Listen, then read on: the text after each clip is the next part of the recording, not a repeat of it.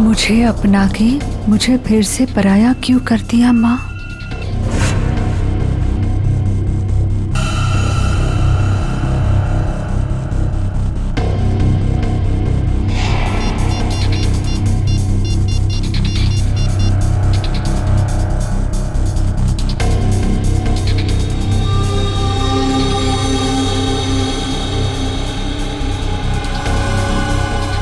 क्या आपने मुझसे कभी प्यार नहीं किया माँ?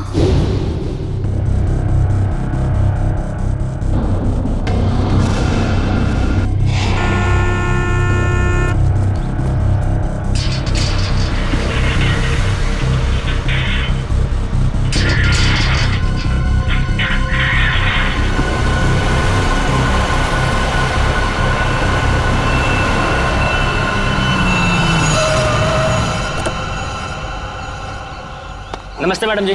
नमस्ते।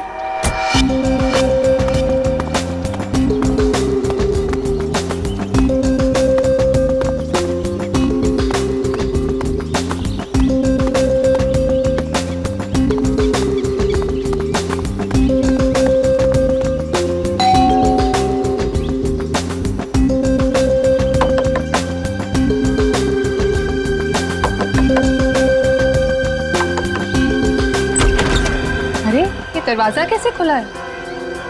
विनीता, विनीता, विनीता, कहाँ हो तुम? सो रही हो क्या? विनीता। अंकल, आंटी, कोई आवाज क्यों नहीं दे रहा है?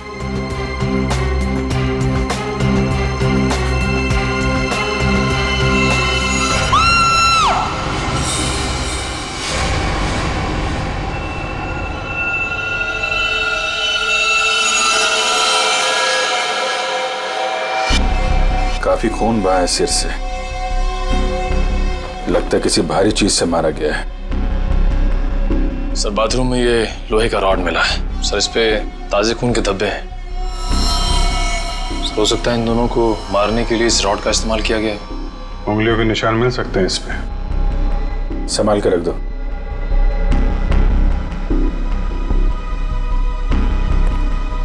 वैशाली जी, आपने सबसे पहले देखा लाशों को? मैंने और मेरी फ्रेंड विनीता ने टेनिस खेलने का प्लान बनाया था। जब मैं यहाँ आई तो विनीता मुझे नहीं मिली और अंकल आंटी की लाश। लाश के आसपास किसी को देखा था? यहाँ पे कोई नहीं था। और बाहर का दरवाजा खुला हुआ था? जी, पर मुझे विनीता की फिक्र हो रही है क्योंकि उसका फोन सुबह से बंद आ रहा है। विनीता का कोई फोटो है आपके पास? फोटो तो ये रही। वंश सर, ये फोटो सब चेक ना किया और पुलिस स्टेशन में भेजो। इसकी जान को खतरा हो सकता है। सर। और आप यहाँ के वॉचमैन। वॉचमैन का मतलब समझते हो? घर का रखवाला। ये रखवाली की तुमने अपने मालिक और मालकिन की? कैसे कहूँ साहब, अब तो ये बोझ पूरी जिंदगी मेरी आत्मा पर रहने वाला। तुम्हारे रहते हुए खूनी अंदर आया तो आया कैसे? ये बात तो मेरे लिए भी पहेली बनी हुई है। ऐसी पहेली सुलझाना सीआईडी को अच्छी तरीके से आता है। प्लीज साहब, मेरे बाबूजी से इस तरह बात मत कीजिए। ये दिल के मरीज है और अगर इन्हें कुछ हो गया तो मेरा क्या होगा? चुप कर, माफ करना साहब, मेरा बेटा है, मुझसे बहुत प्यार करता है। चल जा, बाहर जाके बैठ। कल रात विनीता घर पे थी? हाँ साहब, वो घर पे ही थी, मगर रात को देर से आई थी। 2 बजे घर पे आई थी वो। और वैशाली जी, आप कितने बजे आई? सुबह 8 बजे। मतलब विनीता यहाँ से रात 2 बजे से सुबह 8 बजे के बीच में गई है? नहीं गई साहब। नहीं गई है तो घर पे कहाँ है? तुम ड्यूटी पे कितने बजे सो रहे थे ये बताओ। नहीं साहब, हम बिल्कुल नहीं सोए। सोने की बात तो दूर, हमने सेकंड की झपकी भी नहीं ली। तो क्या वो खूनी आसमान से उड़ के इस घर में आया? हाँ? वैशाली, एक बात बता, विनीता के परिवार वालों की किसी से कोई दुश्मनी थी? मुझे इस बारे में कुछ नहीं पता। अच्छा, विनीता के बारे में आप हमें और क्या बता सकती हैं? विनीता मुझसे अपने सारे सुख दुख बांटती थी, बस उसे अपने अनाथ होने की हीन भावना महसूस होती रहती थी। एक मिनट, आपने कहा कि विनीता अनाथ है? अंकल आंटी ने उसे गोद ले रखा था।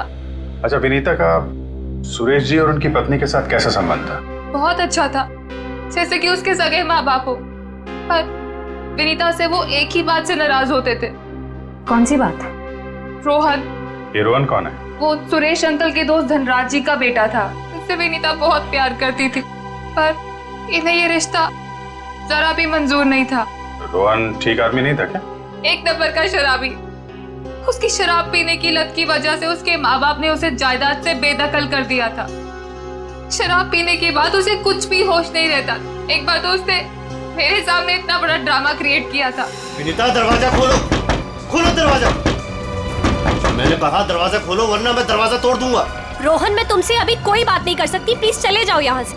मुझे अभी बात करनी है, मुझे इसी वक्त बात करनी है। खोलो दरवाजा, खोलो। साहब बिटिया ने मना किया ना, वो आपसे नहीं मिलना चाहती है, आप जाइए यहाँ से। विनीता, ये क्या कर रही हो? दरवाजा मत खोलो। मुझसे इस तरह से बात करने वाला चला। हाँ विनीता, तुम्हारे पापा एकदम सही कह रहे हैं। अभी वो होश में नहीं है, दरवाजा मत खोलना। और अच्छे से समझा दे कि दोबारा मुझसे पंगा ना ले। हट विनीता। ये क्या ड्रामा लगा रखा है Rohan?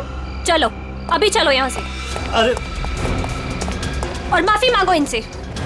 Sorry sorry watchman uncle, मुझसे गलती हो गई।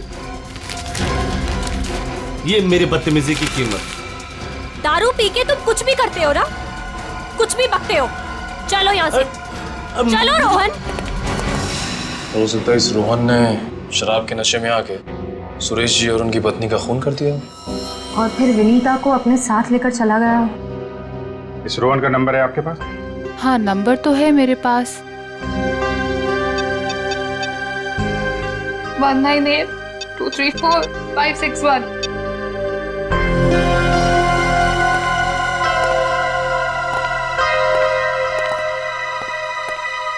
रोहन का फोन भी बंद आ रहा है। सर एक बात समझ में नहीं आ रही है, अगर वो खूनी मेन गेट से अंदर नहीं आया तो फिर कहाँ से आया? घर को चेक करते हैं।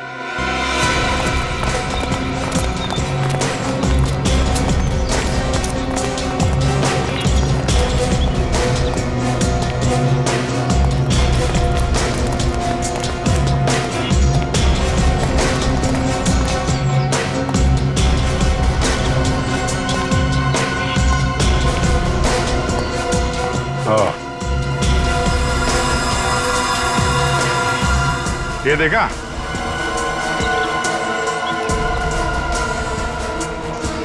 लगता है खूनी यहां से अंदर आया और फिर यहीं से बाहर भाग गया। सर खूनी यहाँ से आ जा सकता है, लेकिन खूनी विनीता को यहाँ से कैसे लेके जा सकता है? हाँ सर, अगर विनीता के साथ उसने जोर जबरदस्ती की होगी तो विनीता चीखती चिल्लाती शोर मचाती।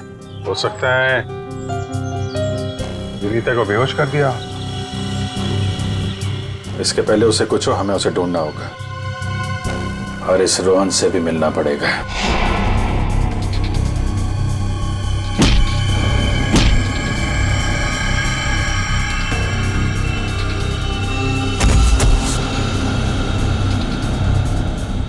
सर अभिजीत सर ने रोहन का यही का पता बताया।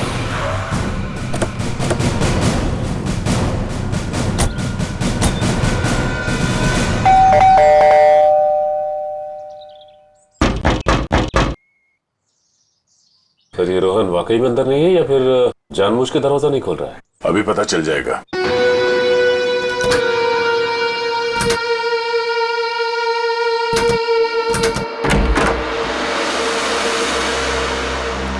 हो सकता है उसने विनीता को यहीं कहीं छुपा के रखा हो। घर में सामान भी ज्यादा नहीं है, पूरा घर खाली दिखाई दे रहा है। हाँ, वैसे भी कंगाल है वो। माँ बाप ने तो बेदखल कर दिया था उसे। सचिन,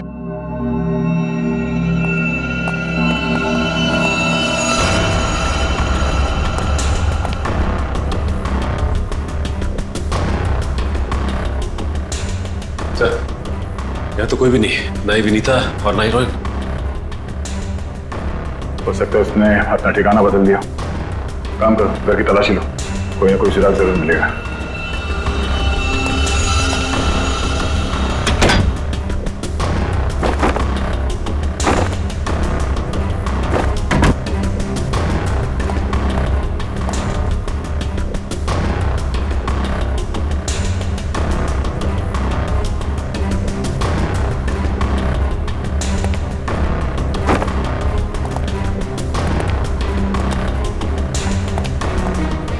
चारों तरफ किताबें ही किताबें पढ़ी। लगता है इस रोहन को किताबें पढ़ने का बहुत शौक था। नजरिया बदलिए, बहुत अच्छी किताब है ये।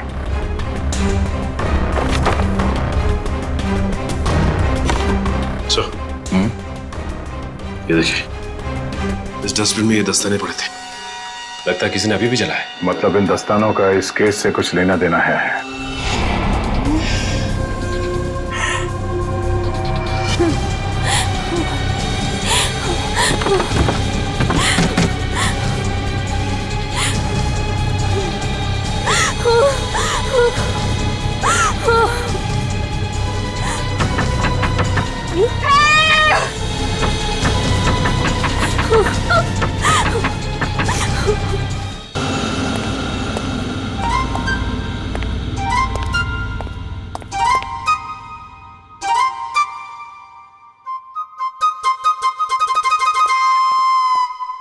Ready sir. मेरे इतने बड़े शरीर के इत्तू से दिमाग में ना एक बात नहीं घुस रही है। कौन सी बात? ये रोहन का मेन मकसद था विनीता से शादी करना, करेक्ट? करेक्ट। फिर इसने अपने सास ससुर की जान क्यों ली? अरे वृषाली ने बताया था ना कि उसे शराब पीने की बहुत जबरदस्त लत थी, और शराब के नशे में लोग अक्सर कुछ भी कर जाते हैं, उन्हें कुछ याद नहीं रहता। हाँ क्या? शराब के नशे में इतनी ऊंची दीवार कोई कैसे चढ़ सकता है, भले रस्सी के सहारे क्यों नहीं? और फिर विनीता, वो तो शराब नहीं पीती, वो क्यों गई रोहन के साथ? सर वैसे भी विनीता तो उनकी सगी बेटी थोड़ी थी। जो कुछ भी हो, लेकिन वो अपने माता पिता से बहुत प्यार करती थी। नहीं नहीं नहीं, कुछ और ही चक्कर है। लगता है इन दोनों को मारने का ही प्लान था। सर, हाँ, लगता है ये काम किसी लुटेरे का होगा। फ्रेडी लुटेरा नहीं हो सकता। कोई लूटने के लिए आता तो घर का सारा सामान वैसे के वैसे कैसे रहता? नहीं, ये मुजरिम जो भी है ना, उसका एक ही मकसद था, इन दोनों को खत्म करने का। सर, हाँ, एक बहुत ही हैरान कर देने वाली बात पता चली है। क्या? सर विनीता ने 1 हफ्ते पहले फायर ब्रिगेड में फोन किया था, और ये रही उस फोन कॉल की audio clip. Hello fire brigade, मेरे घर में आग लगी है, प्लीज जल्दी किसी को भेज दीजिए। मेरा एड्रेस है 603 हर्ष विहार शांति नगर। लेकिन सर जब फायर ब्रिगेड वाले उनके घर पहुंचे तो विनीता की मम्मी माला जी ने उन्हें ये कहकर वापस भेज दिया कि वहां कोई आग वाग नहीं लगी है। हाँ, उसके घर में तो कोई आग लगने का निशान भी नहीं मिला। अरे झूठ क्यों कहा उसने? यही बात तो समझ में नहीं आ रही। फायर ब्रिगेड वाले ने खुद देखा था स्टोर रूम से धुआं निकलते हुए। उसने अंदर जाना भी चाहा, लेकिन माला जी ने उसे रोक दिया। माला जी ने फायर ब्रिगेड वाले को अंदर जाने से रोक दिया? क्यों? कुछ और ही चक्कर है।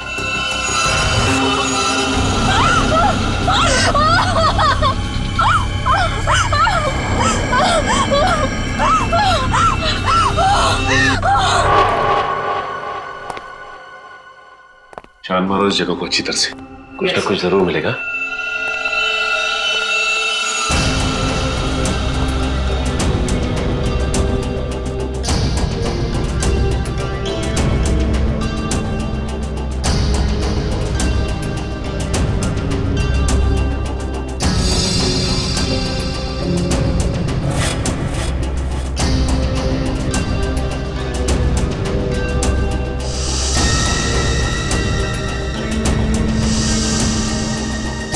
ये क्या हुआ सर?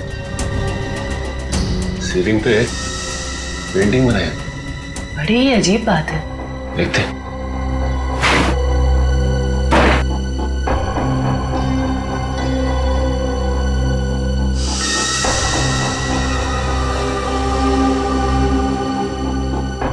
ये क्या?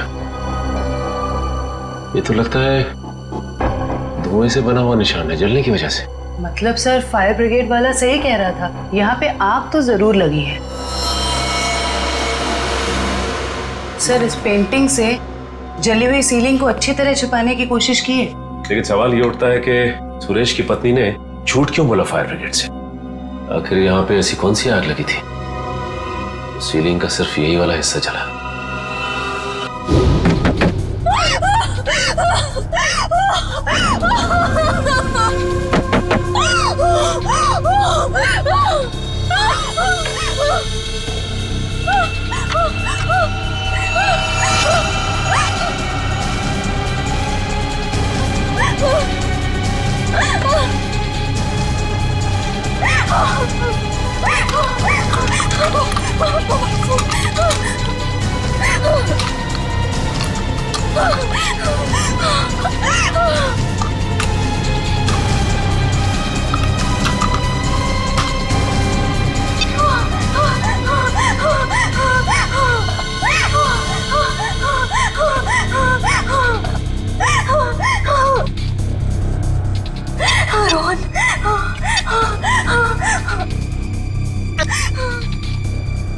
रोहन फोन क्यों नहीं उठा रहा?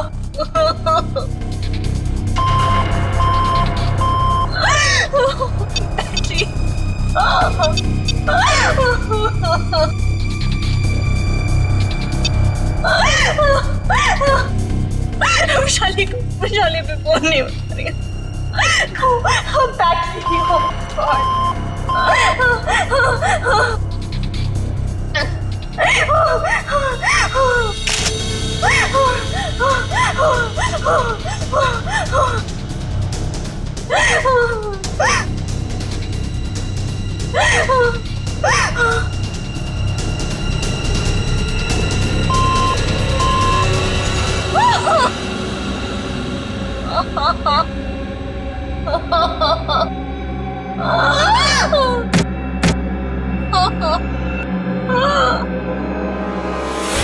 बस मौत रात को 1 बजे से 3 बजे के बीच में हुई है।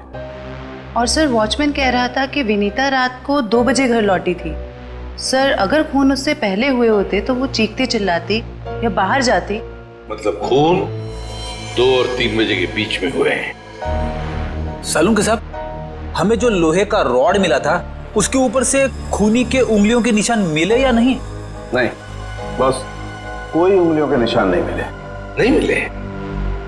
रोहन के घर में से हमें आधे जले हुए ग्लव्स मिले थे। कहीं रोहन ने वो ग्लव्स तो नहीं पहने थे ये खून करते वक्त? हो सकता है, तारिका वही चेक कर रही है। सर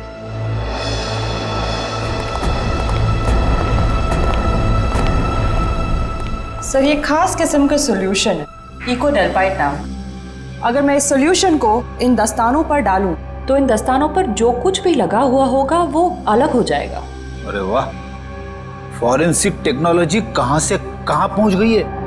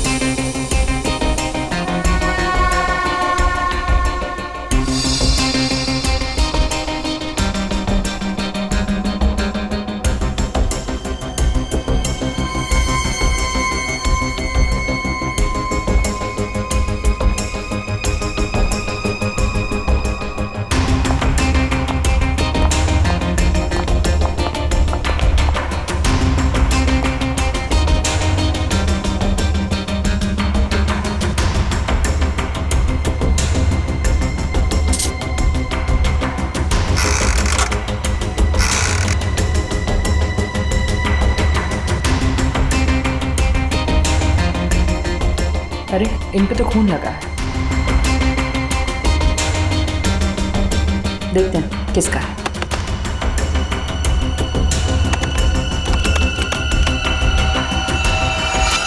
पॉजिटिव सर, ये खून मिस्टर एंड मिसेस सुरेश का ही है। मतलब सर ये खून रोहन ने ही किया है?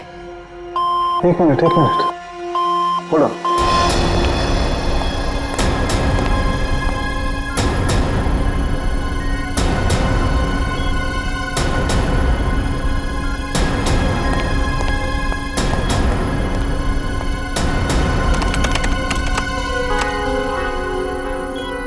बस वो देखो, दस्तानों पर ये जो दिखाई दे रहे हैं ये रस्सी के रेशे।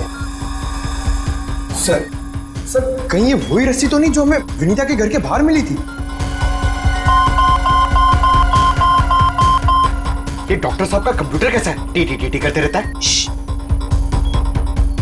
बस दस्तानों पर रस्सी की रेशे के अलावा कुछ और भी है। क्या? थोड़ा वक्त दो, पता लगाता हूं।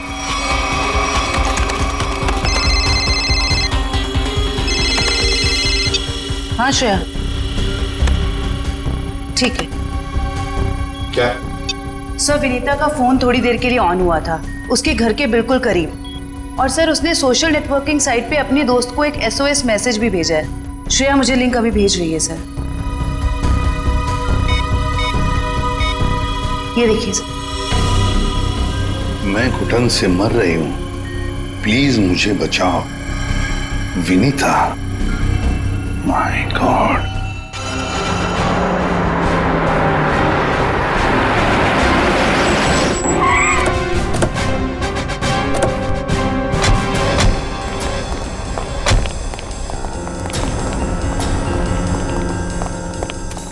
फिर मोबाइल कंपनी ने बताया कि विनीता का फोन आखिरी बार यही ऑन हुआ था। इस घने जंगल में नेटवर्क मिला, यही बड़ी बात है। जरा देखो आसपास।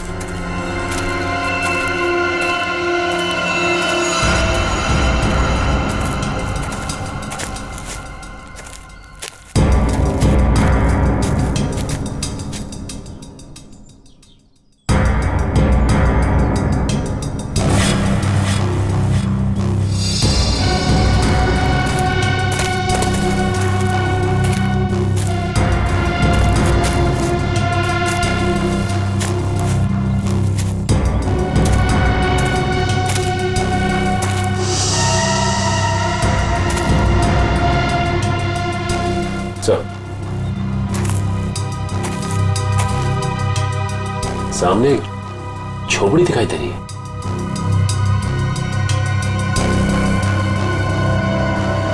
दिव्या, पंच।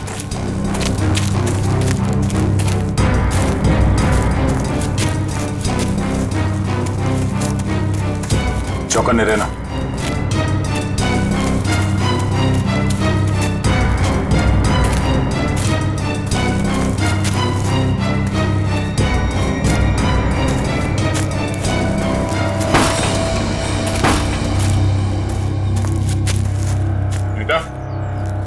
बेटा,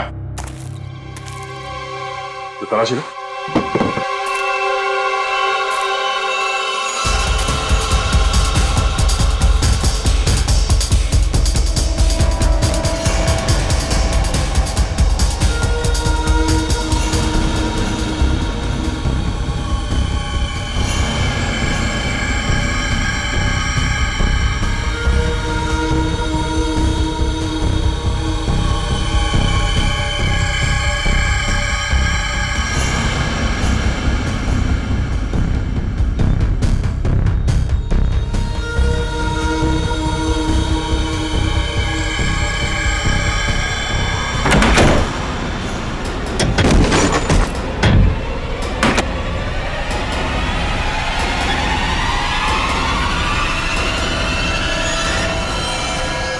तो ये तो रोहन है। सॉरी वॉचमैन अंकल, मुझसे गलती हो गई। हम लोग सोच रहे थे कि सब रोहन का किया था, पर किसी ने इसे ऊपर पहुंचा दिया। सर कहीं ऐसा तो नहीं कि विनीता ने अपनी आत्मरक्षा के लिए इसे मार दिया? नहीं, इसे भी ठीक वैसे ही मारा है, सर पे वार करके, जैसे विनीता के माँ बाप को मारा था। खूनी को एक ही है। सोचता है कि खूनी ने रोहन को मारा और विनीता को साथ ले गया। हो सकता है, या ये भी हो सकता है कि वो यही कहीं आसपास हो। तो देखो,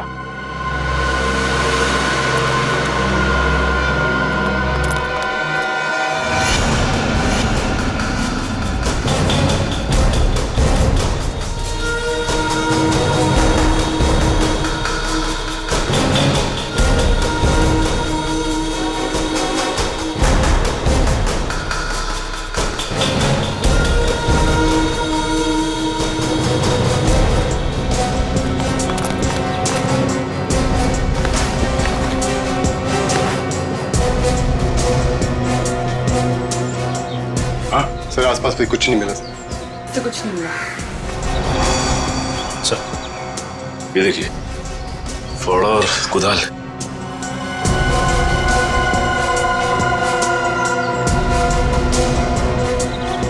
कहीं जमीन के नीचे तो नहीं? यहाँ पे खुदाई का सामान पड़ा हुआ है, जरा फावड़ा दिखा ना।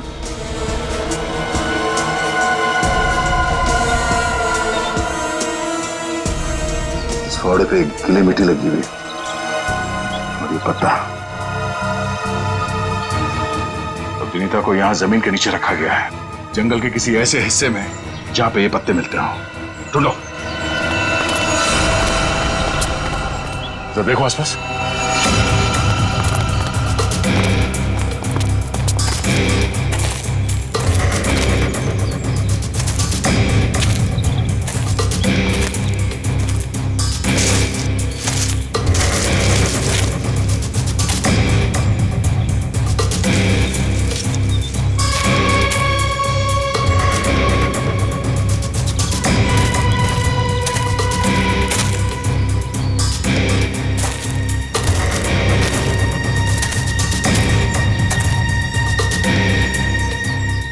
सचिन, वंश, दिव्या, ये देखो, लगता है हाल फिलहाल में यहाँ खुदाई हुई है। वंश, खुदाई का औजार लिया जल्दी। सर।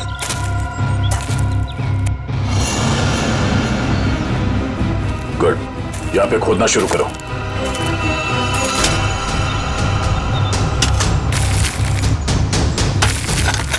एक मिनट हट जाओ।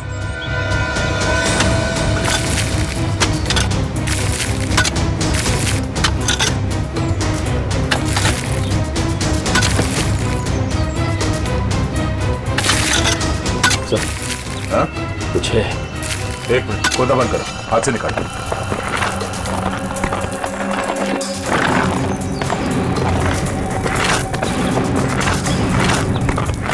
तो इसके अंदर तो नहीं?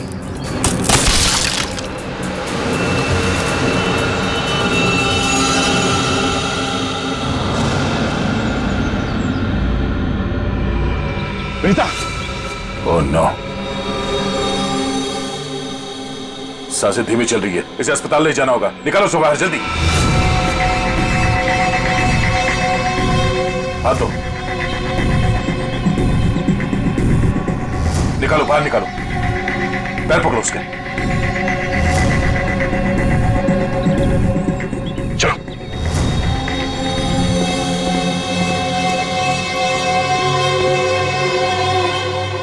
इतना समय बीत गया है, पता नहीं किस हाल में होगी विनीता।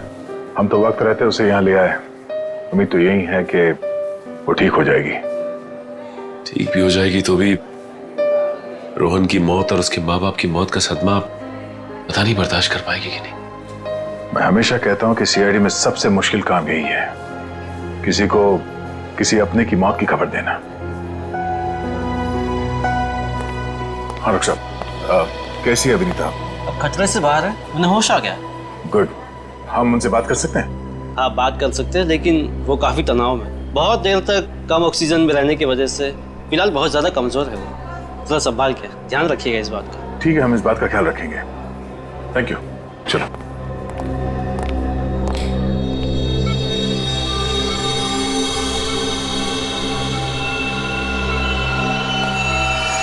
अरे नहीं, लेटे रहो, आराम करो। Thank you sir. डॉक्टर ने बताया कि आप लोगों ने मेरी जान बचाई। अरे हम तो बस एक जरिया थे, जान बचाने वाला तो वो है। ये ऊपर वाले की भी मुझे समझ नहीं आती। जब उसने मेरी जान बचाई तो मेरे मम्मी पापा की जान भी बचा लेते। तो तुम्हें अपने माता पिता के मर्डर के बारे में पता है? हाँ जी सर, जिस वक्त ये सब हुआ मैं नीचे हॉल में रोहन से फोन पे बात कर रही थी, तभी मैंने कुछ आवाजें सुनी। फिर क्या हुआ? और जैसे ही मैं दौड़ के ऊपर गई तो किसी ने मुझे क्लोरोफॉर्म सुंघा दिया, लेकिन मैं पूरी तरह से बेहोश नहीं हुई थी। और किसी ने मेरी आंखों के सामने मेरे मम्मी पापा का खून कर दिया। सर, जिस किसी ने भी मुझे दोबारा अनाथ किया है, आप प्लीज उसे छोड़िएगा मत। उसे फांसी होनी चाहिए, फांसी। बिल्कुल, तुम्हारे माता पिता और रोहन के खूनी को हम क्या रोहन का भी खून हो गया? अब मैं किसके सहारे जीऊंगी? प्लीज संभालिए अपने आप को, प्लीज।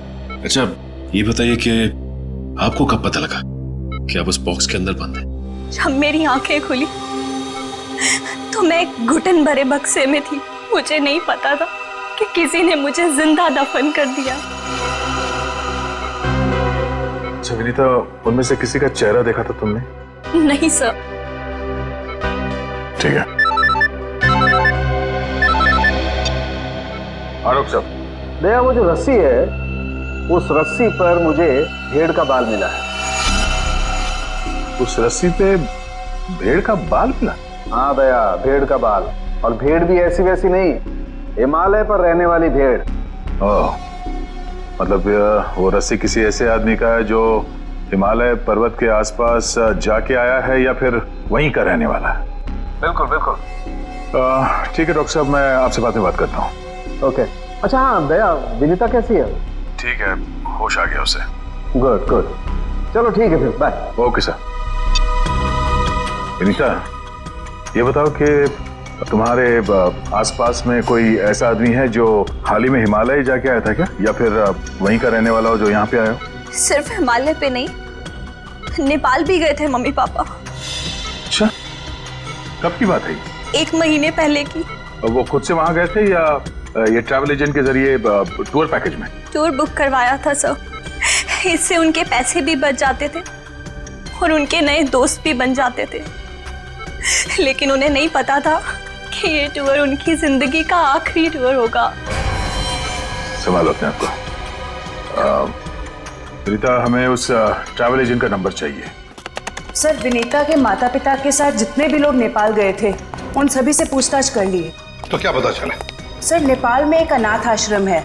सुरेश जी और माला जी जब भी नेपाल जाते थे वो इस अनाथ आश्रम में जरूर जाते थे। बानवीर संस्था। विनीता को भी तो यहीं से गोद लिया था माला और सुरेश ने। जी सर। हाँ, देखते हैं जरा इनसे बात करके। हेलो, देखिए मैं एसीपी प्रद्युमन बोल रहा हूँ सीआईडी से, या मुंबई। अच्छा देखिए, मुझे माला और सुरेश के बारे में कुछ इंफॉर्मेशन चाहिए। हाँ, वो 1 महीने पहले आपके यहाँ आए थे ना? अच्छा, तो प्लीज एक काम करेंगे आप, वो फोटोग्राफ्स हमारे सीआईडी के वेबसाइट पर मुझे भेज देंगे आप? Okay, thank you. क्या हुआ सर?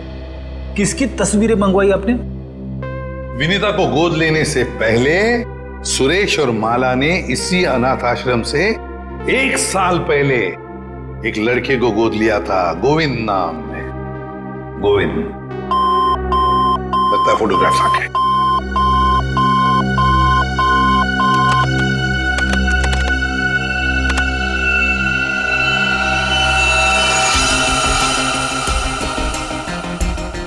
पांच साल की उम्र थी, साल 1999। मतलब सर, वो आज तकरीबन 20 साल का होगा। अभी पता चल जाएगा गोविंद अगर आज है कैसे दिखता होगा।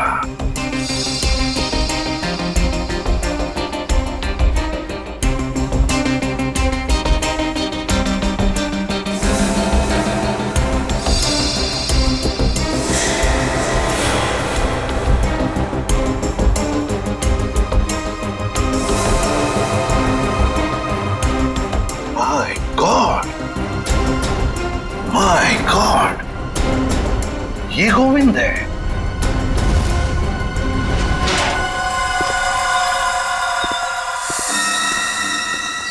अब देखते हैं कहां भागेगा।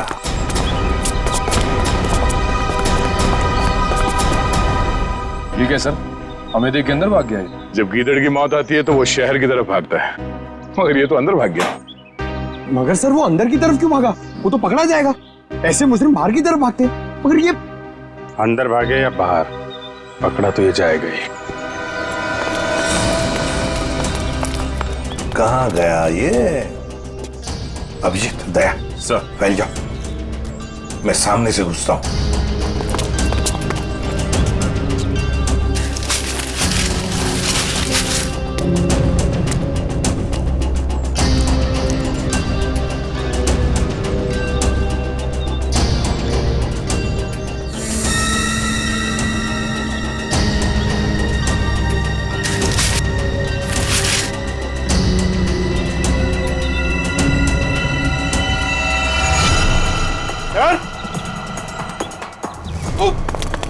सर अरे अरे क्या हुआ? सर खुजली हो रही है सर। अरे खुजली कहाँ से होने लगी तुम्हें? सर बहुत तेज खुजली हो रही है सर। ये झाड़ की वजह से। अभिजीत क्या हुआ इसे? सर ये प्लांट ये बहुत गड़बड़ है, इसकी वजह से इसको खुजली हो रही है। एक मिनट अरे जल्दी से हॉस्पिटल ले संभाल के, कुछ नहीं होगा। आ जाओ आराम से संभाल के। तो जानबूझकर हमें यहाँ अंदर बुलवा लिया है, जाल रचा है उसने खुजली वाले पौधों का।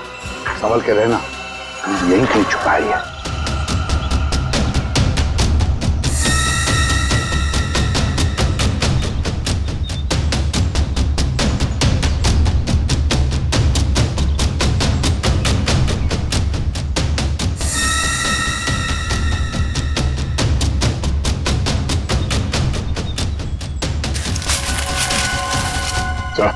हाँ?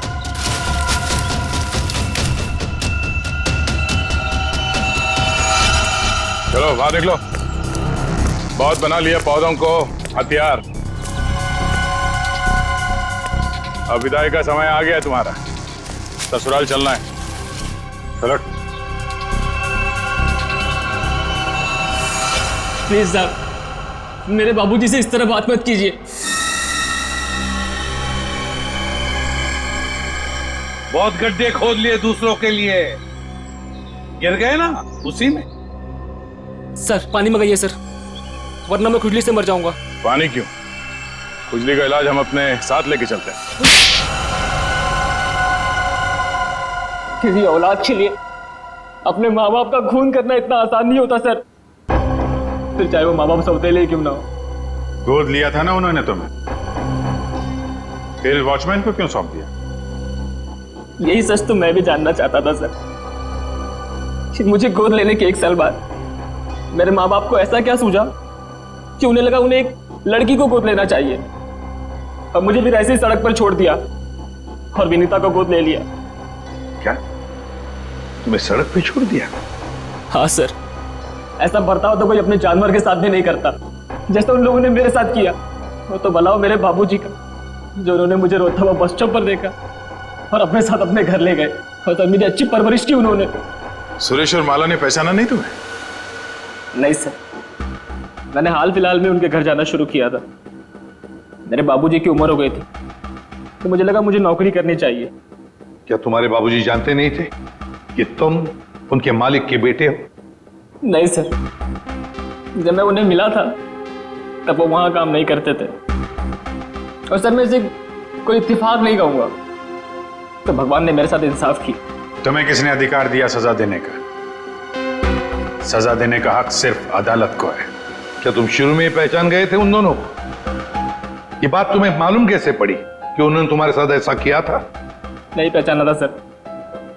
एक दिन मैं बगीचे में काम कर रहा था, तो माला मेम साहब ने मुझे घर के अंदर बुलाया था किसी काम से। विनोद। जी मेम साहब। जरा ऊपर आना, तो काम है। अभी आया। जी मेम साहब। विनोद देखो, ये पुरानी अलमारी है, इसे ठीक से स्टोर रूम में रख देना। हाँ जी मेम साहब। हाँ।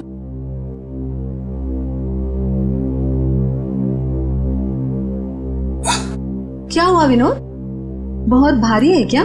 बहुत ज्यादा भारी मेम साहब। एक काम करता हूँ, इसमें से कुछ सामान बाहर निकाल लेता हूँ। मगर निकाला हुआ सामान फिर से रख देना अंदर। हाँ जी मेम साहब। हाँ।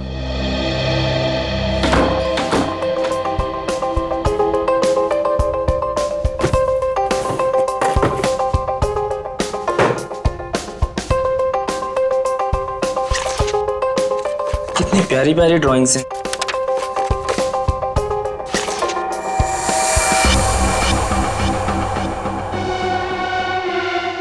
ये तस्वीर तो मेरे बचपन की है।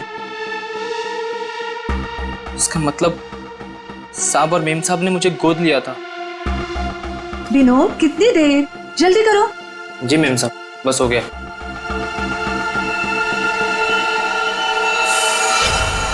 और फिर तुम नेपाल गए सच्चाई का पता लगाने? हाँ सर, और जब मुझे सच का पता चल गया तो मैंने पूरे परिवार के नाक में दम करना शुरू कर दिया।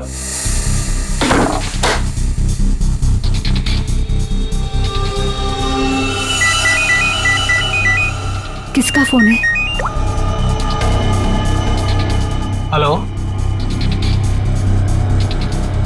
हेलो, अरे जवाब क्यों नहीं दे रहे हो? हेलो, कौन है? ऐसा क्यों किया? कौन बोल रहा है? आपका बेटा। बेटा? क्या?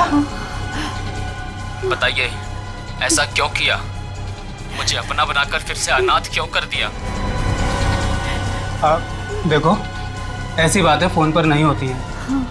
आमने सामने मिलो, फिर बैठ के बात करते हैं। बताइए कहाँ मिलना है? मेरे घर। ठीक है, पहुंच गया।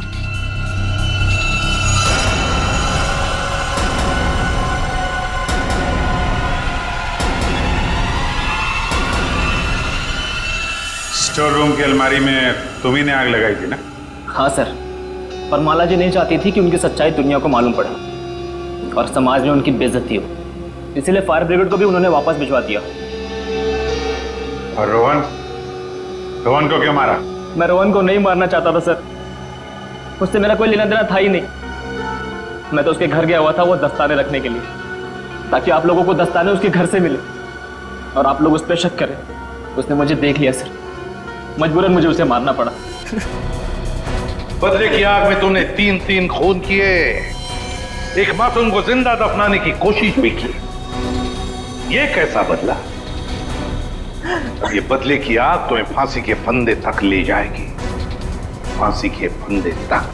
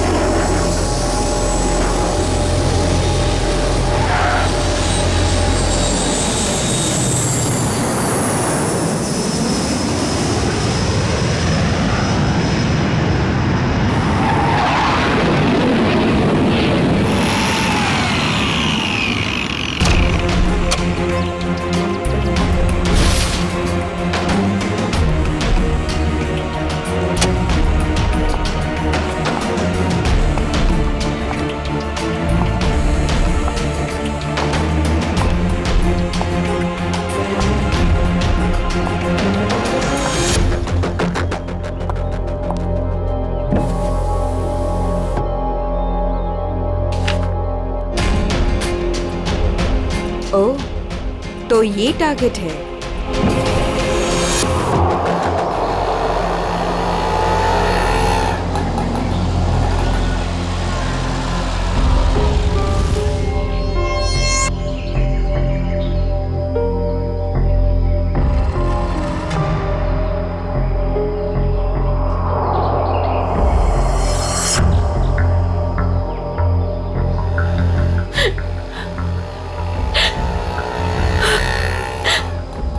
पता तो यही का बताया था, लेकिन अब तक आए क्यों नहीं? आ जाएगा अमित, आ जाएगा। संजनी बेटा, तुम इतनी चिंता मत करो, रास्ते का मामला है, कहीं देर हो गई होगी उसको। हाँ भाभी, हो सकता है भैया कहीं ट्रैफिक में फंस गए हो। मुझे तो बहुत घबराहट हो रही है, कहीं कुछ हो ना गया हो रास्ते में।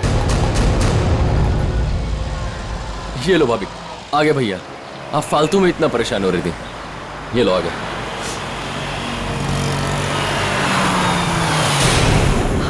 आप क्यों नहीं रहे?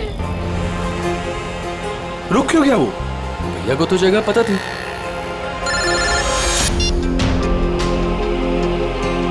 तुमने मुझे जिस जगह रुकने को कहा हुआ है मैं उसी जगह पर रुका हुआ हूँ। ये अचानक जगह बदलने की वजह क्या है? लेकिन हेलो, सुनो तो, हेलो। काट दिया।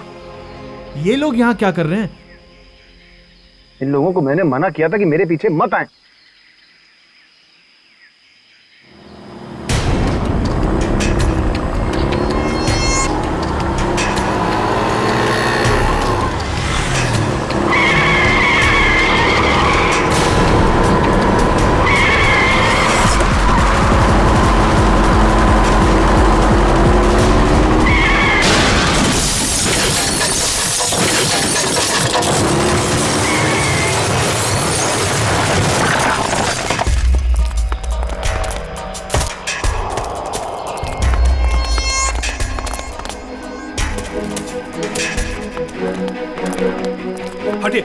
प्लीज हटिए, आप लोग हटिए, एक बात हो जाइए प्लीज। अमित, अमित, अमित भैया, अमित भैया,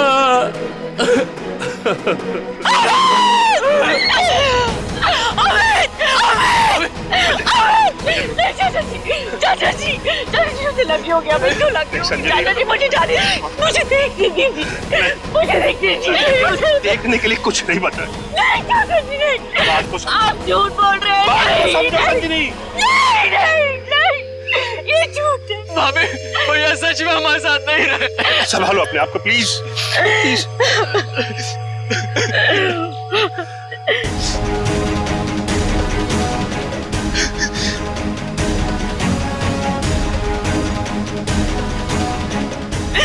तुमने मेरे पति को मारा, तुमने मेरे पति को मारा है। मारा, क्यों मारा मेरे पति को? मैडम, इसमें मेरी कोई गलती नहीं है। मेरे ट्रक के ब्रेक फेल हो गए थे। मैं खुद हैरान हूँ ये कैसे हो गया। मैंने बहुत कोशिश की बचाने की। झूठ, तुमने मारा मेरे पति को, इसने मेरे पति को मारा। बताओ क्यों किया, क्यों किया तुमने ये सब, क्यों? चाचा जी, चाचा। संभालो अपने आप को संजनी, संजनी। तू नहीं बचेगा, अभी सीआईडी को बुलाता हूँ।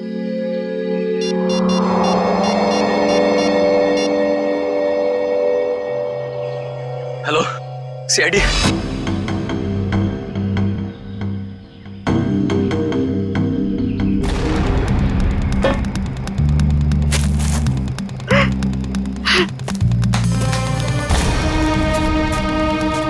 संजनी जी, आपको ऐसा क्यों लगता है कि ये एक्सीडेंट नहीं, किसी ने जानबूझकर किया, किसी ने आपके पति को मारा है? हाँ साहब, ये सच है। मैं भला क्यों मारूंगा, ये एक्सीडेंट है साहब। बाद में बात करूंगा।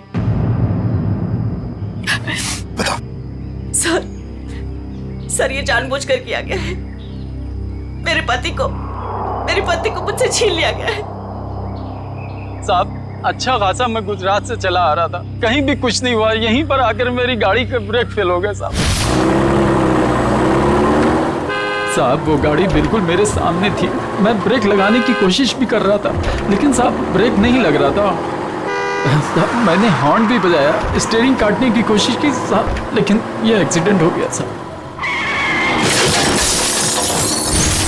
साहब, मैंने बहुत बचाने की कोशिश की, स्टीयरिंग काटने की कोशिश की, स्टीयरिंग जाम हो गया साहब, इसीलिए ये एक्सीडेंट हुआ साहब।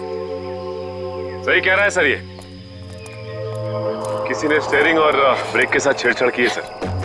अच्छा, देखा आपने, मैं कह रही थी ना, ये एक सोची समझी साजिश है।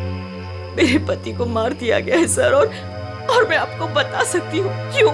छोड़ दो संजनी, अब हम कुछ भी कर ले, हमारा अमित तो वापस आने वाला नहीं, हमारा तो घर ही उजड़ गया ना।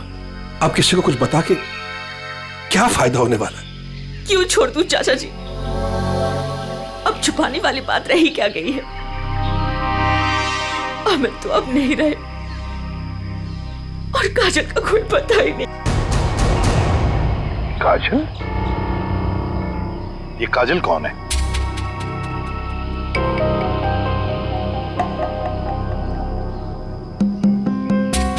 बताइए संजनी जी, ये काजल कौन है? अमित और मेरी इकलौती बेटी। क्या हुआ?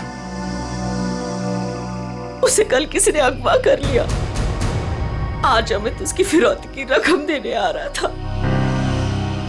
काजल को कल अगवा कर लिया गया, किडनैप किया गया, और अमित फिरौती की रकम लेके जा रहा था तो उसकी गाड़ी का एक्सीडेंट हो गया। दोनों बातों का कोई ना कोई संबंध जरूर है। हाँ सर, मुझे ऐसे लग रहा था कि कुछ बुरा होने वाला है। मेरा दिल घबरा रहा था सर, पर मेरी किसी ने नहीं सुनी सर। अमित, अमित, हमें भी साथ ले चलो। अमित नहीं, किडनैपर ने मुझे अकेले बुलाया। अच्छा, करण को तो ले जाओ। हाँ भैया, मैं चलता हूँ ना तुम्हारे साथ। मैं गार्डन में घूमने नहीं जा रहा हूँ करण।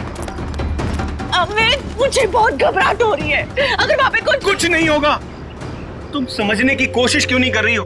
उन्हें जो कुछ चाहिए मैं उन्हें दे रहा हूँ। बस एक बार हमारी बच्ची सही सलामत हमें मिल जाए और हमें कुछ नहीं चाहिए। चलता हूँ मैं। अमित, अमित।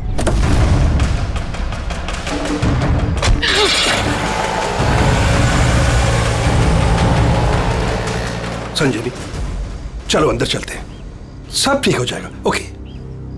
चाचा जी, मुझे बहुत घबराहट हो रही है, हमें पुलिस को बता देना चाहिए। नहीं संजनी, देखो तुम हमारे घर की बहू हो, लेकिन मैं तुम्हें अपनी बेटी ऐसे समझता हूं, इसलिए तुम्हें नसीहत दे रहा हूं, अपने पति से पूछे बगैर कोई भी ऐसा कदम मत उठाओ प्लीज। नहीं चाचा जी, मैं तो जाऊंगी। आप लोग चल रहे हो तो चलो। करण, गाड़ी निकालो।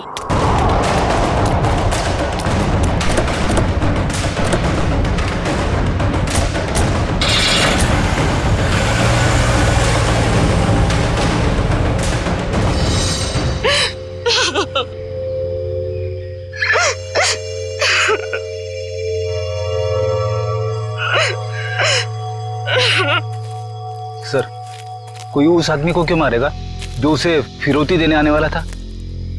हाँ सर, ऐसा करके तो उसे पैसे भी नहीं मिलने वाले। सर गाड़ी में पैसे नहीं मिले। पैसे नहीं मिले गाड़ी में? नहीं सर, और सर ना ही कोई ऐसा बैग या फिर ब्रीफकेस मिला है जिसमें फिरौती की रकम रखी गई हो। सर कहीं ऐसा तो नहीं कि गाड़ी में से किसी ने पैसे निकाल लिए? संजीवी जी, गाड़ी में फिरौती के पैसे हैं नहीं।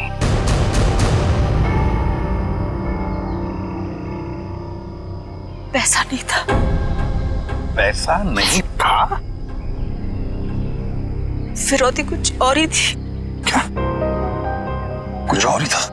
पैसा नहीं था तो और क्या था संजनी? सोना चांदी गहना कुछ तो होगा। मुझे कुछ नहीं पता। मैंने अमित से पूछा था, लेकिन उन्होंने मुझे बताया ही नहीं। कुछ नहीं। क्यों कर, तुम्हें कुछ पता है? सर हमें बस इतना पता था कि काजल को अगवा करने वालों ने फिरौती मांगी है और भैया आज यहाँ फिरौती देने वाले थे। कितना था, क्या था, हमें कुछ भी नहीं पता सर।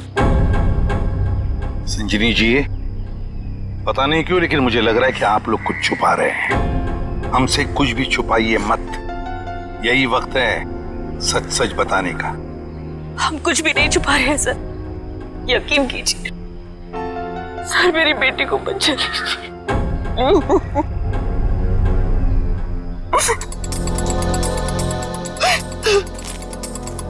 फिरौती के लिए पैसे नहीं देने थे तो फिर और क्या हो सकती थी फिरौती? और फिर अमित ने ये सब छुपाया क्यों? क्यों छुपाया अपने परिवार वालों से भी? एक्सीडेंट से पहले तुम कहीं रुके थे क्या? कुछ इतनी देर के लिए कि जिस वक्त में कोई तुम्हारा स्टीयरिंग या फिर ब्रेक के साथ कोई छेड़छाड़ करे। हाँ साहब, यहाँ से ठीक 2 किलोमीटर पहले टोल नाका है, वहाँ के अफसर ने मुझे रोका था। यहाँ से 2 किलोमीटर पहले? साहब यहीं पे रुके, यहीं पे। साहब यहीं पे था वो टोल नाका, ये अचानक गायब कैसे हो गया? साहब मैं जब गाड़ी लेकर आया तो यहीं पर था, मैं सच कह रहा हूँ साहब।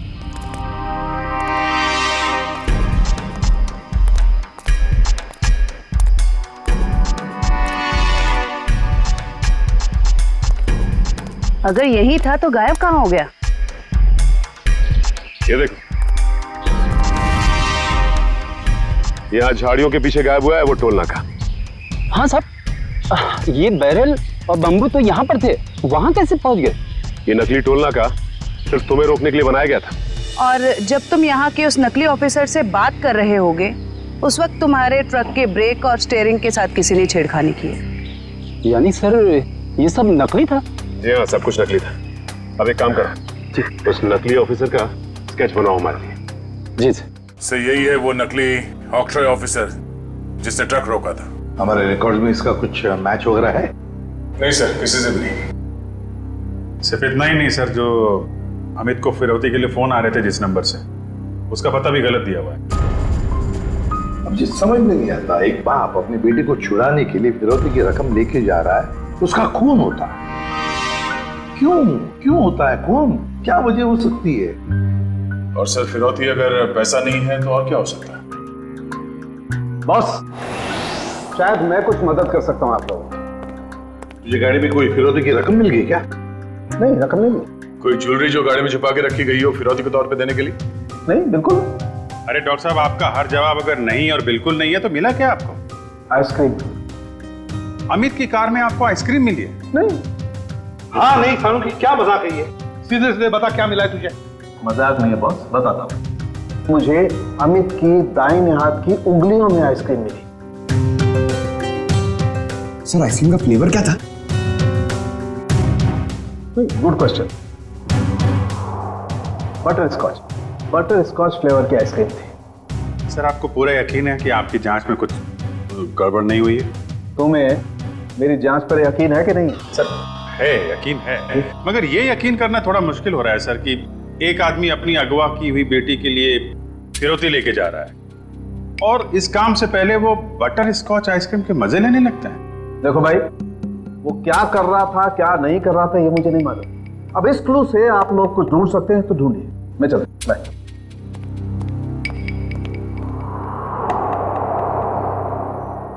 काम करो सर, अमित की पत्नी संजीनी को फोन करो, पूछो उससे कि अमित घर से निकलने से पहले आइसक्रीम खा के निकला था क्या, हाथ धोए थे क्या नहीं, ये भी पूछो सर। समझ में नहीं आता, एक बाप अपनी बेटी को छुड़ाने के लिए फिरौती की रकम लेके जा रहा है मगर बीच रास्ते में रुककर आइसक्रीम खाता है, बटर स्कॉच आइसक्रीम। सर संजीनी ने बताया कि उनकी बेटी को आइसक्रीम से एलर्जी थी, इसलिए वो लोग आइसक्रीम खाने से परहेज करते थे और घर में भी आइसक्रीम नहीं रखते थे सर। ये लो, इसका तो एक ही मतलब हो सकता है कि अमित ने आइसक्रीम घर से निकलने के बाद खाई है। सर ये अमित कैसा बाप है सर? अपनी बेटी को छुड़ाने से पहले कहीं रुककर बटर स्कॉच आइसक्रीम खा रहे हैं। पंकज, ये बाप आइसक्रीम खाने के अलावा कुछ और ही है। तुम लोग एक काम करो, पता लगाओ अमित के घर और फिरौती देने की जो जगह थी उसके बीच में कितने आइसक्रीम पार्लर्स हैं। जरूर अमित किसी न किसी आइसक्रीम पार्लर में गया होगा और वहीं उसने ये बटर स्कॉच आइसक्रीम खाया होगा।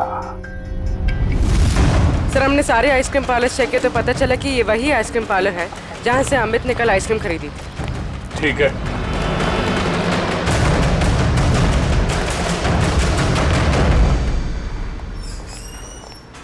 आइए सर। आपको ठीक से याद है कि कल अमित ने आप ही के आइसक्रीम पार्लर से वो बटर स्कॉच आइसक्रीम खरीदी थी? जी सर। और बड़े मजे से उसने आइसक्रीम खाई होगी? नहीं सर, उन्होंने उसे डिलीवरी करने के लिए कहा था। खाई नहीं?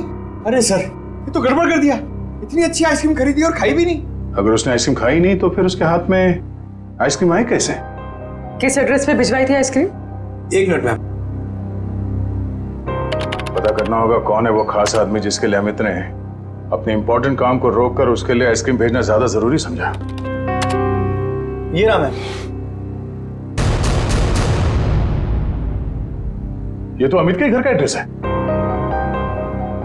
सर समझ में नहीं आ रहा, अमित अपनी बेटी को छुड़ाने के लिए जा रहा था और यहाँ से उसने अपने घर आइसक्रीम भिजवाई। वही तो, ये कोई खुशी की बात तो थी नहीं जो आइसक्रीम भेजना बहुत जरूरी है। अच्छा, ये आइसक्रीम की डिलीवरी कितने बजे हुई थी? तकरीबन 1:30 बजे। सर उस समय तो अमित के एक्सीडेंट की छानबीन चल रही थी। इसका मतलब है घर पे परिवार का कोई भी नहीं होगा। एक मिनट, अभी पता करता हूँ। हेलो संजनी जी, जी आपसे एक बात की जानकारी चाहिए थी। क्या कल दोपहर 1 से 1:30 बजे के बीच आपके घर आपके नौकर ने या फिर वॉचमैन ने किसी आइसक्रीम की डिलीवरी ली थी? ठीक है, okay okay, thank you. Manager साहब, उस वक्त उनके घर पे कोई भी नहीं था। वॉचमैन और उनके घर के नौकरानी को उन्होंने छुट्टी दे रखी थी, घर पे ताला लगा हुआ था, तो फिर आइसक्रीम की डिलीवरी कैसे हुई? लेकिन सर हमारे रिकॉर्ड के मुताबिक कल ये डिलीवरी हुई थी। ये डिलीवरी किसने की थी? गिरीश। गिरीश?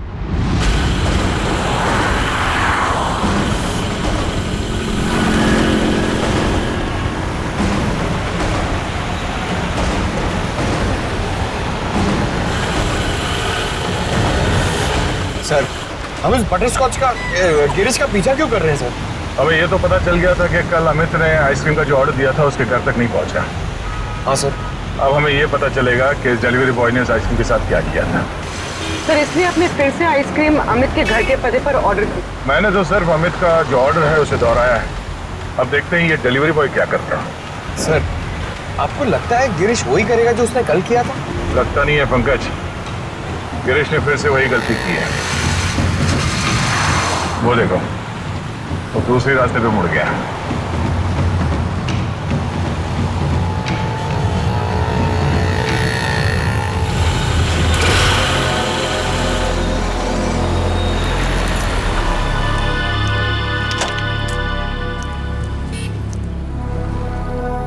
सर ये तो बस स्टॉप पे आके रुक गया। लगता है ये यहाँ किसी का इंतजार कर रहा है। किसका सर? शायद उसी आदमी का जो कल शायद इससे मिला होगा। अगर वो आदमी आज नहीं आया, और आएगा भी नहीं, क्योंकि ये आइसक्रीम का ऑर्डर तो हमने दिया था। तो हम लोग जाके उससे पूछ क्यों नहीं लेते? नहीं, देखते हैं ये करता क्या है। सर मुझे तो लगता है कल भी इसने इसी तरह पेड़ के नीचे मस्त खड़े रह के आइसक्रीम खाई रहेगी और आज भी खाने वाला है।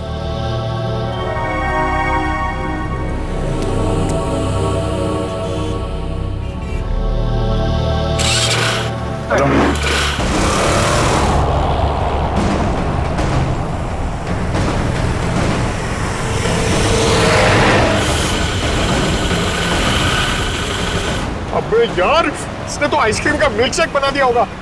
सर ये जा कहाँ रहा है? पंकज, जिस आदमी का ये इंतजार कर रहा था बस स्टॉप पे, वो आदमी वहां पे नहीं पहुंचा, इसलिए शायद ये उसी से मिलने जा रहा है।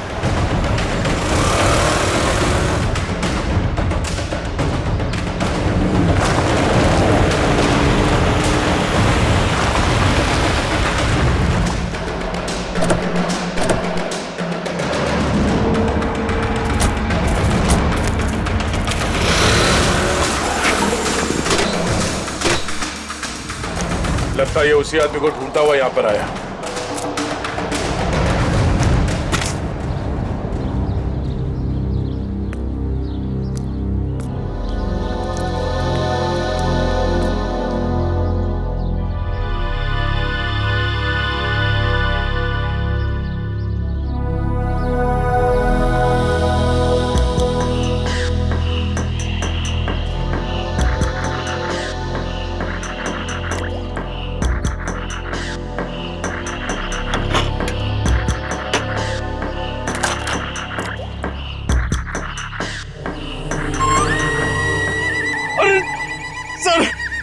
इसने तो आइसक्रीम का हलवा बना दिया, ना खाने के लायक बची ना पीने के लायक। चलो इसी से पूछते हैं इसने ऐसा क्यों किया।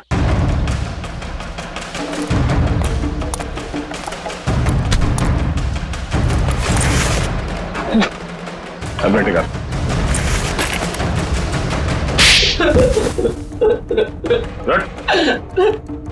बोल, क्या चक्कर है आइसक्रीम का? कुछ दिन पहले मुझे एक आदमी यहाँ मिला था। उसने मुझसे कहा तुम्हारे आइसक्रीम पार्लर पे अमित नाम का एक आदमी आएगा और वो बटर स्कॉच आइसक्रीम ऑर्डर करेगा सर। और कल अमित ने आइसक्रीम पार्लर में आकर बटर स्कॉच आइसक्रीम का ऑर्डर दिया। हाँ सर आया, और उस आदमी ने मुझे वो पता पहले से ही बता दिया था जिस पे अमित को वो आइसक्रीम डिलीवर करानी थी। लेकिन उसने मुझसे कहा था कि आइसक्रीम उस एड्रेस पर डिलीवर ना कर उसको दे दूं सर। और तुमने आइसक्रीम उसे दे दिया? हाँ सर, वो मुझे बस स्टॉप पे मिला और आइसक्रीम लेके चला गया सर। उसने ये काम करने के लिए मुझे पूरे 2000 रुपए दिए सर। उस आदमी का नाम, पता, फोन नंबर कुछ मालूम है? नहीं सर, गलती हो गई सर, माफ कर दीजिए। वो आदमी दिखता कैसा था? उसकी हाइट करीब 5 फुट 6 इंच होगी, रंग गोरा था, नाक उसकी चपटी थी सर, क्लीन शेव ही रखता था, जब भी आता था हमेशा बाइक पे आता था सर। सर ये आदमी तो बिल्कुल वैसा ही हुलिया बता रहा है जैसे उस ट्रक ड्राइवर ने बताया था। मतलब एक ही आदमी दोनों जगहों पे था, ऑक्ट्रॉय नाके पे और बस स्टॉप में। तुम ये बताओ कि उस आइसक्रीम के टब में तुम उंगली डाल के क्या ढूंढ रहे थे? सर मैंने अमित जी को उस आइसक्रीम के टब में कुछ रखते हुए देखा था।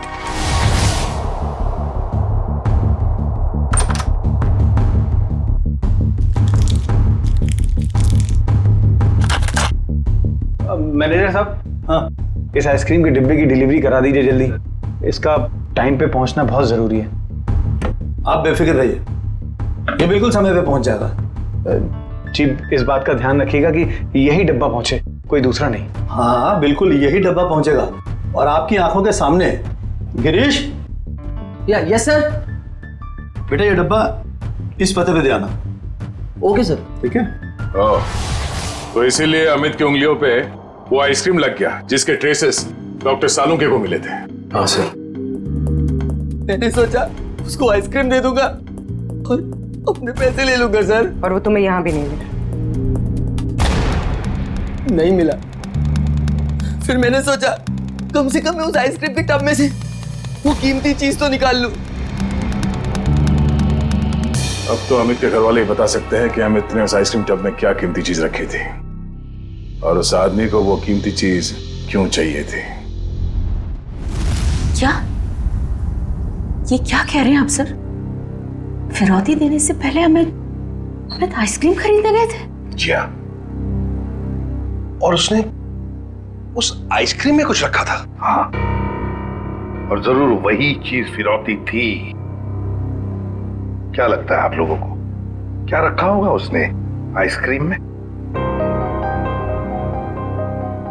सब कल सुबह मैंने उनके हाथ में एक यूएसबी ड्राइव देखा था जब वो स्टडी रूम से निकले थे। USB drive?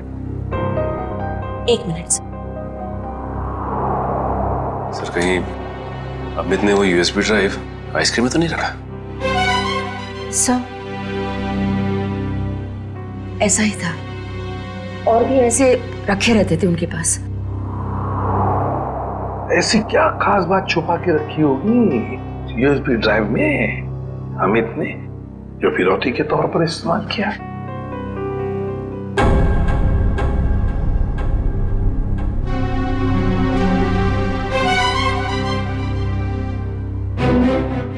फिर चुप हो।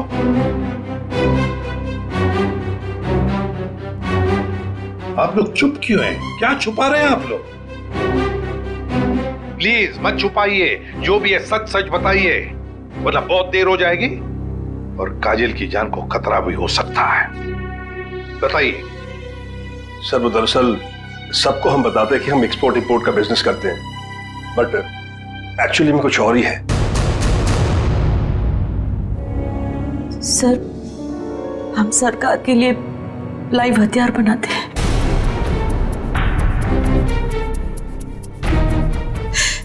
सरकार के साथ हमारा कॉन्फिडेंशियल एग्रीमेंट है कि कुछ भी हो जाए हम ये बात किसी को नहीं बताएंगे। तो कहीं कोई खुफिया जानकारी तो नहीं थी इस यूएसबी ड्राइव में जो अमित ने आइसक्रीम में डालकर दे दिया किसी को? गद्दारी की है अमित ने, देश के साथ गद्दारी। नहीं नहीं, वो गद्दार नहीं थे। हो सकता है कि बेटी के अगवा होने की वजह से एक बेचारा बाप टूट गया हो और उसने गलत कदम उठा लिया हो। बेटी की वजह हो या और कुछ भी, मगर देश के साथ कोई भी गद्दारी नहीं कर सकता। दया को फोन करो, कहो उसे कि ये सब कुछ उस आदमी ने किया है जिसने आइसक्रीम की डिलीवरी ली थी। उठाओ उसे। ये हमारे देश की सुरक्षा का सवाल है, हमारी देश की सुरक्षा का सवाल।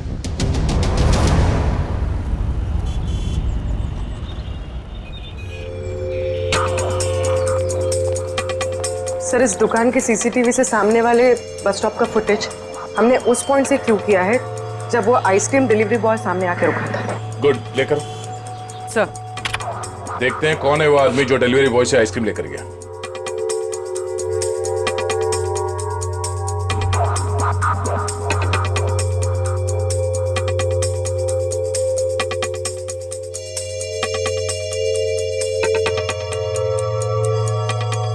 ये वो आदमी, मतलब वो डिलीवरी बॉय सच बोल रहा था, ये लेकर गया आइसक्रीम।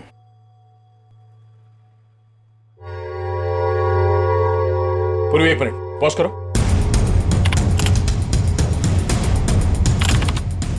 जूम करो। बाइक का नंबर दिख रहा है, पता करते हैं ये है कौन। मैं बस थोड़ी देर टीवी देख लेता हूं।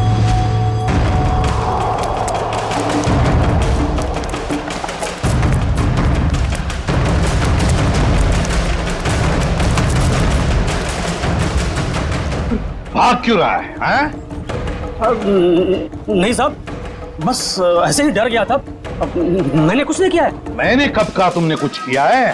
अरे साहब, मैं बेकसूर हूँ साहब। अगर बेकसूर हो तो हमें देखकर भाग क्यों रहे हो? हाँ? नहीं, मैंने बस वैसे ही। देख, ऑक्ट्रॉय ऑफिसर बनकर तुमने उस ट्रक के ब्रेक और एक्सीलरेटर के साथ छेड़खानी की। सब मुझे नहीं मालूम था साहब। सर, इसके भी ब्रेक्स और एक्सीलेटर खराब कर देते हैं, भागना और अटकना बंद हो जाएगा इसका। नहीं साहब। तो फिर बता। मुझे नहीं मालूम कि कोई ट्रक में कुछ खराबी करने वाला है, और मुझे साहब ये भी नहीं मालूम कि ट्रक से किसी की जान जाने वाली थी। वो आइसक्रीम का बॉक्स जो तुम्हें उस डिलीवरी बॉय ने दिया था, उस आइसक्रीम के बॉक्स का क्या किया तुमने? साहब, मैंने आइसक्रीम बॉक्स किससे डिलीवरी की थी साहब?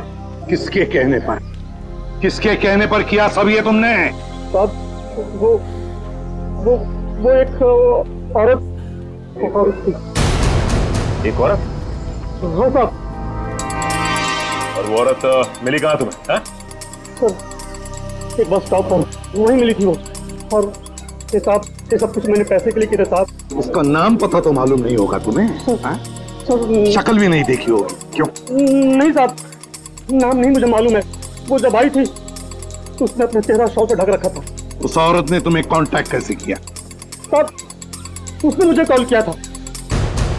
सचिन, इसका मोबाइल फोन चेक करो, देखो कहां से आया था ये कॉल। बताओ। सर, ये उसका नंबर है सर। ठीक है। किस बस स्टॉप पर मिली थी वो? सर, यारी रोड बस स्टॉप पर सर। यारी रोड। सर, ये यारी रोड तो 20 किलोमीटर दूर। कोई बात नहीं सचिन, जाएंगे हम 20 किलोमीटर दूर यारी रोड बस स्टॉप पर। जरूर कोई ना कोई सुराग मिल ही जाएगा। सर, इसका क्या करना है? जेल भेज दें?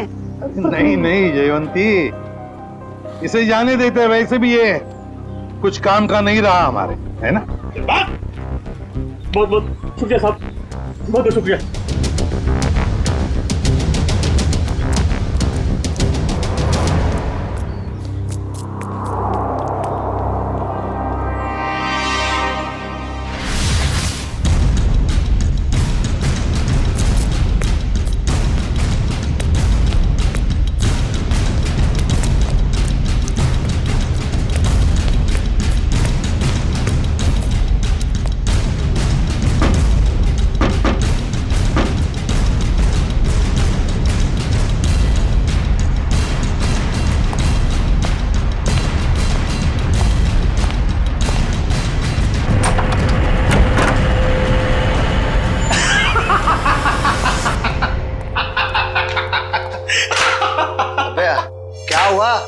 इतना हंस क्यों रहा है?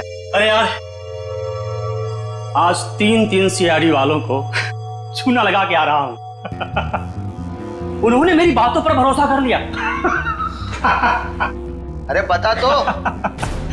अरे यार, सीआईडी वालों ने तो मुझे पकड़ ही लिया था। मुझे लगा कि आज तो मैं गया, लेकिन उसके बाद मैंने कहानी सुनाई। एक ऐसी कहानी सुनाई ऐसी कहानी सुनाई कि सीआईडी वालों को भेज दिया यारी रोड बस स्टॉप। बिल्कुल झूठी कहानी।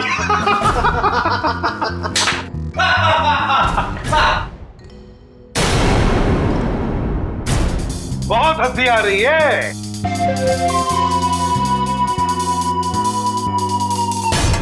चलो अब हम भी एक कहानी सुनाते हैं तुम लोगों को कि कैसे सीआईडी वालों ने इस टॉमी को बेवकूफ बनाया।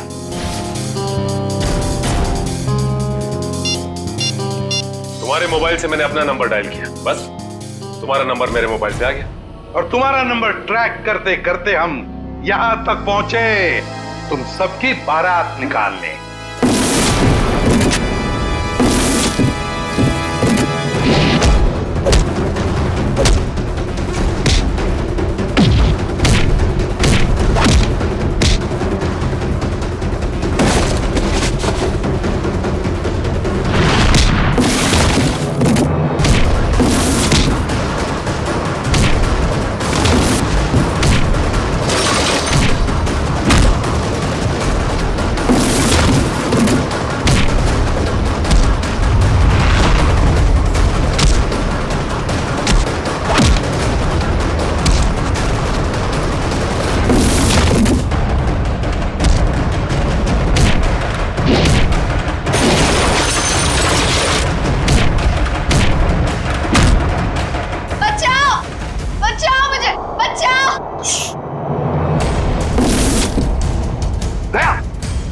से चिल्ला रहा है, शायद नीचे।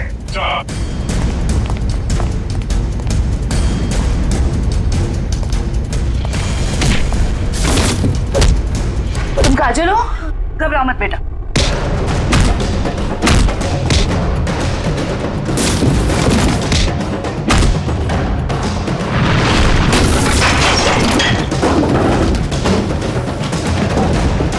चलो।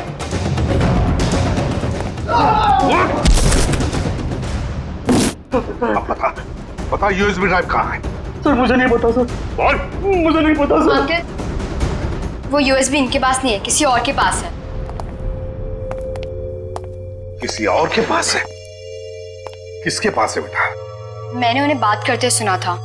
वो गुजरात जाने वाले, वहां से बॉर्डर क्रॉस करेंगे। गुजरात? तो फिर दया, उन्हें रोकना होगा। तुम जाओगे दया गुजरात।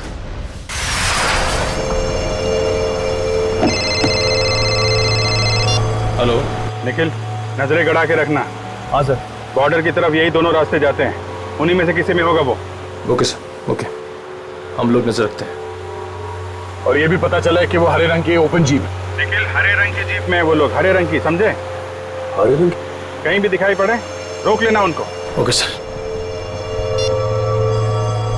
वो लोग हरे रंग की जीप में बॉर्डर की तरफ जा रहे हैं। बॉर्डर क्रॉस कर रहे हैं? हाँ सर। हरे रंग की जीप?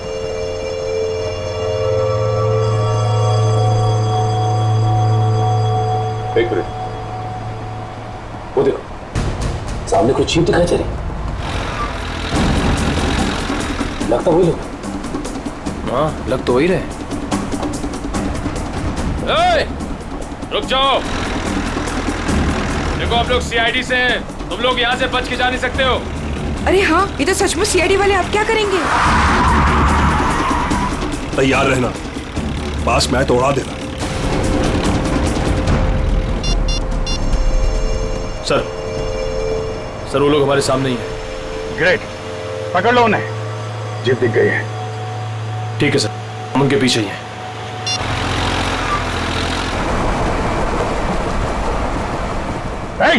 रुक जाओ तुम लोग, हम लोग सीआईडी से।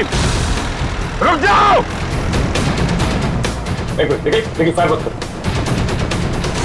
ये तो नजदीक आ रहे हैं, प्लीज जल्दी चलो, कुछ करो। देखो तुम लोग गलत कर रहे हो, हमारी बात सुनो। फायर कर रहे हैं।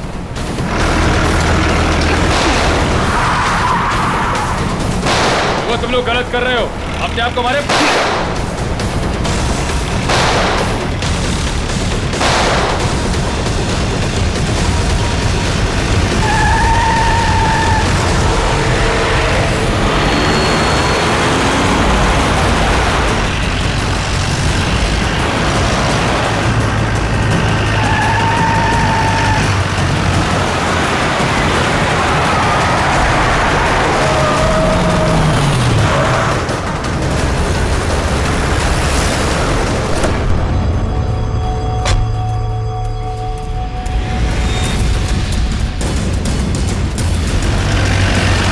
देखो निकल।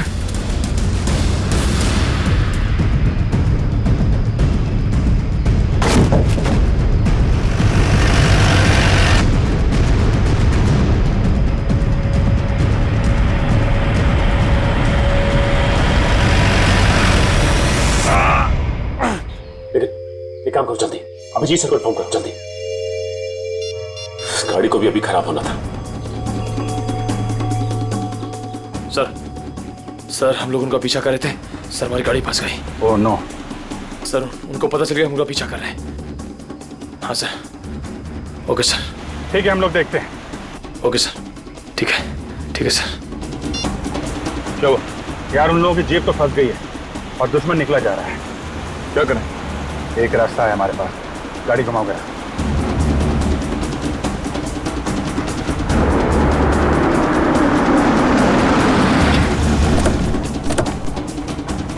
अरे ये कहां ले आए तुम? ये तो फ्लाइंग क्लब है। और ये सामने प्लेन भी खड़ा हुआ है। प्लेन? अरे हाँ, कुछ दिनों पहले तुम प्लेन चलाना सीख रहे थे ना? तो तुम ये प्लेन उड़ा सकते हो? कोशिश कर सकता हूँ। क्या बात है, चलो।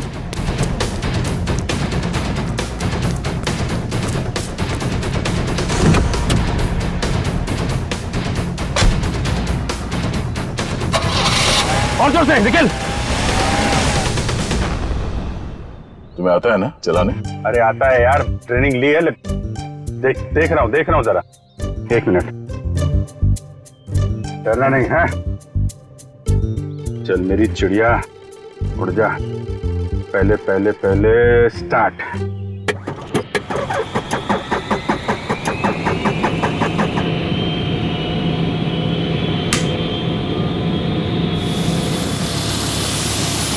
अरे अभिजीत, ये कहाँ जा रहा है? अरे यार एक मिनट करता हूँ।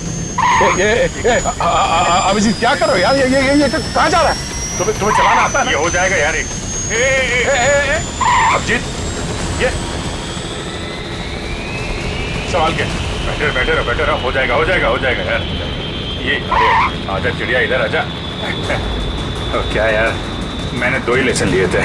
अरे यार, अरे पकड़ के बैठो। चल। याद आया। यही है।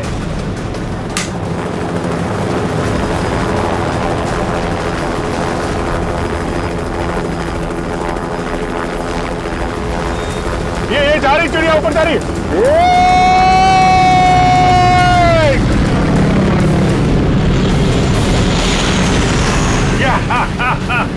हो गया ना यार।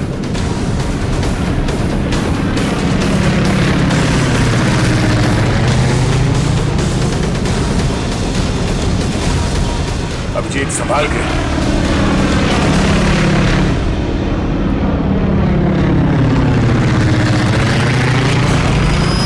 हमें किसी भी तरीके से जीप को बॉर्डर पार करने से रोकना होगा।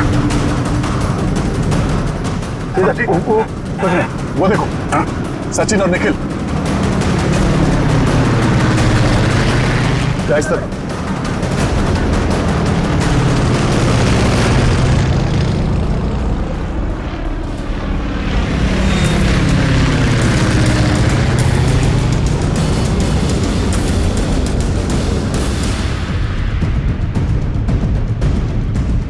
जीप आगे होनी चाहिए।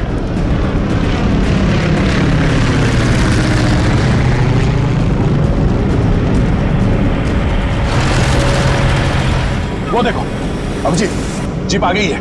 पीछे चलो अभिजीत।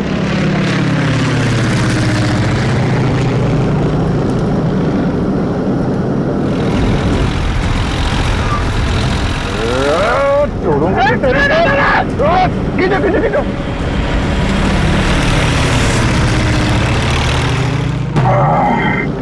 यार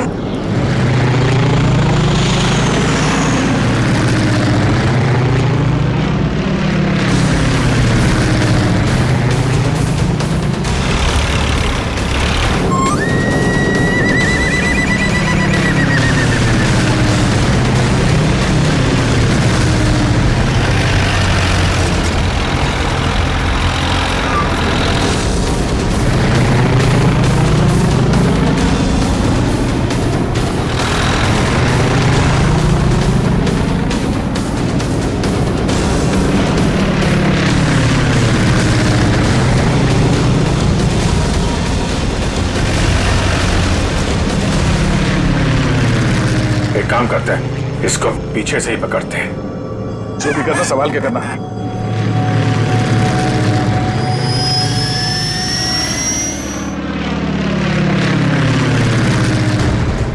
चलो अभिजीत, चलो उसके ऊपर ले लो।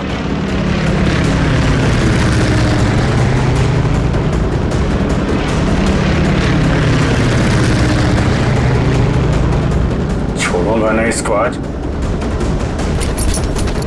दया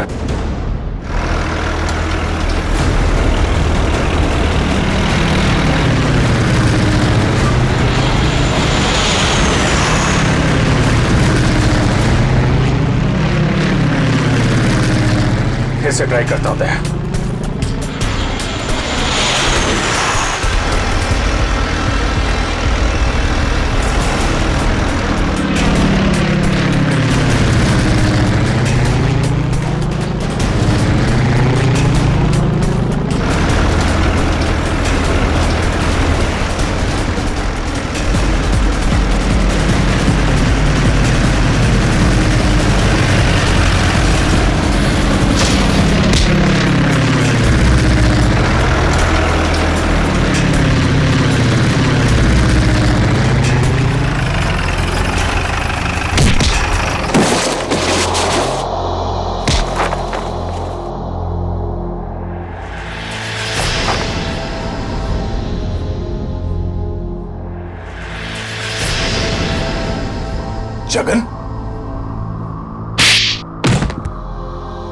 शर्म आनी चाहिए जगन तुम्हें। अपने ही परिवार की लड़की को किडनैप किया तुमने, और ऋचा तुम पैसों की लालच में इस गुनाह में शामिल हुई थी। तुम्हारे पास तो वो इन्फॉर्मेशन पहले से थी जो तुमने अमित से फिरौती के तौर पे मांगी थी, तो फिर तुमने ये सब क्यों किया?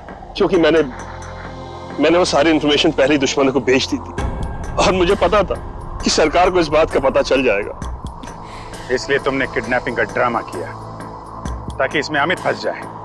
जी, और जब सरकार इस बात की छानबीन करेगी तो यही पता चलेगा कि अमित ने अपनी बेटी की जान बचाने के लिए वो सीक्रेट्स दुश्मनों को बेच दी। अमित को तो तुमने बहुत सफाई से मरवा दिया ताकि किसी को कुछ पता ना चले और मामला यहीं खत्म हो जाए। और जब इसे पता चला कि हम इसके सच्चाई तक पहुंचने वाले हैं तो देश छोड़ के भागने की तैयारी में था। कहां तक भागोगे अपने गुनाह से बच के? फांसी का फंदा तुम्हारा इंतजार कर रहा है। इस तरह के और भी एपिसोड देखने के लिए हमारे चैनल को सब्सक्राइब करें और बेल आइकन दबाना ना भूलें।